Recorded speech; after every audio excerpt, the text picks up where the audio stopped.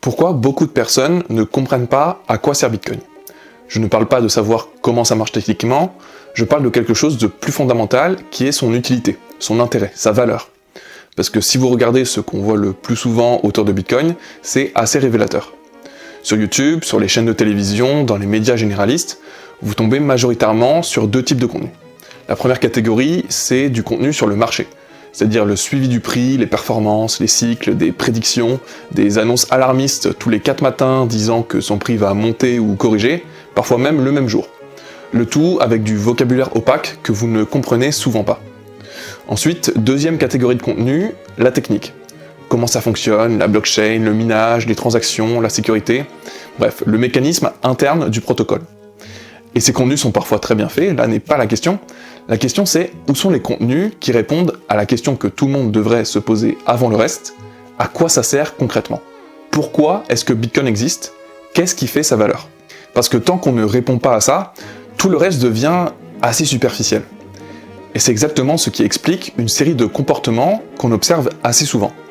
La première conséquence est que beaucoup de personnes se jettent sur le marché en faisant de l'achat, de la vente, de la spéculation, sans comprendre ce qui justifie la valeur de Bitcoin.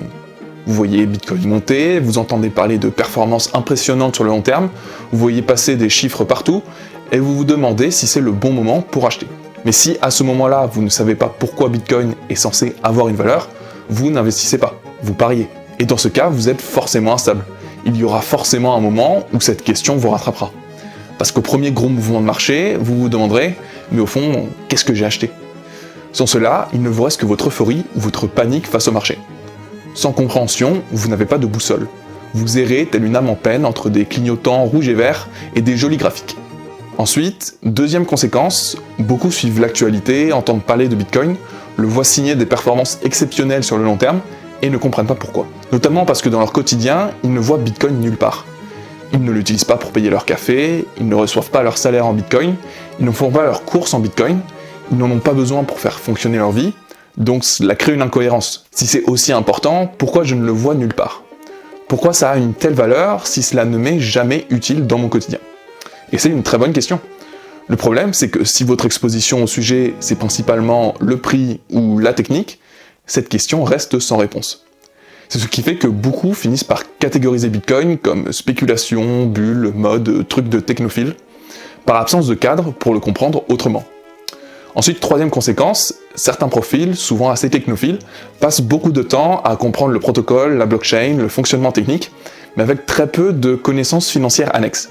Ils comprennent très bien le comment, ils peuvent vous expliquer des choses très complexes, ils peuvent avoir une compréhension technique très solide, mais la question de départ reste en suspens. Pourquoi est-ce que ce mécanisme devrait avoir une valeur? Quelle est l'utilité économique? Parce que vous pouvez comprendre très bien une machine sans comprendre pourquoi elle était construite, à quel problème elle répond, et le marché sur lequel elle se place. Prenez un exemple très simple, on va prendre Internet. Vous pouvez passer des années à comprendre les protocoles, le routage, les couches réseau, et pourtant si vous n'avez pas compris ce qu'Internet a changé dans l'organisation de l'information, de l'économie, de la société de manière générale, vous passez à côté de l'essentiel. Pour Bitcoin, c'est la même logique. Et donc prix plus technique, prix seul, crée souvent une illusion de compréhension. Vous avez l'impression d'avoir fait le tour. Alors que la question de la valeur, vous n'y avez pas répondu. Pour comprendre à quoi sert Bitcoin, il faut changer de cadre. Vous avez besoin de connaissances plus larges. Et ce cadre, c'est le système monétaire. Tant que vous ne savez pas comment fonctionne le système monétaire dans lequel vous vivez, ses règles, ses contraintes, ses incitations, vous ne pouvez pas comprendre pourquoi Bitcoin a émergé, ni ce qu'il propose. Sinon, vous n'êtes qu'un chercheur qui analyse un médicament sans connaître la maladie. Vous pouvez comprendre la formule chimique, vous pouvez mesurer les ventes, mais vous ne pouvez pas comprendre la nécessité sans connaître le problème auquel il répond.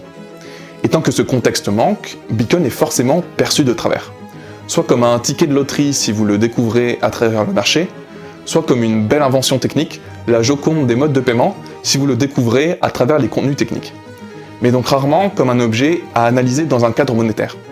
Et pourtant, si vous voulez répondre sérieusement à la question « Pourquoi Bitcoin aurait de la valeur ?», vous êtes obligé de vous poser une autre question, plus large, qu'est-ce qui donne de la valeur à une monnaie, et dans quel système monétaire vit-on actuellement? Et à partir de là, beaucoup de choses deviennent plus claires. Donc si vous avez eu le sentiment, en suivant Bitcoin, d'avoir beaucoup d'informations mais peu de clarté, ce n'est pas forcément parce que vous n'avez pas assez cherché, c'est peut-être parce que vous cherchez au mauvais endroit.